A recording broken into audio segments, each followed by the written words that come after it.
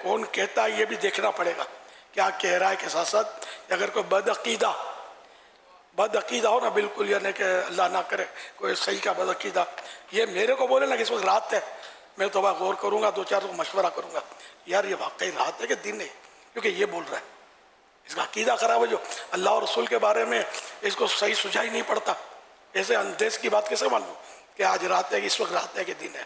تو ذرا تسلی کر کے پھر اپنے ڈن کریں گے کہ ہاں یار رات ہے. کیونکہ بہت بڑا جھوٹا آدمی بھی کبھی تو سچی بات کر دیتا ہے.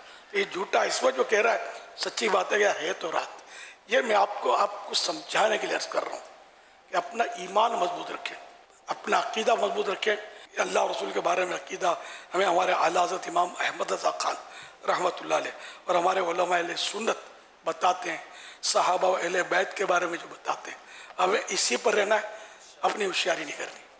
اللہ ہم سب کو محبوب کے قدموں میں رکھے اور آقا کے غلاموں کے غلاموں کے غلاموں کے غلاموں کے غلاموں کے غلاموں کے سانس ٹوٹ جائے تو آخر میں جو غلام ہو نا اس کے قدموں میں رکھے. اسی میں ہماری معراج ہے انشاءاللہ.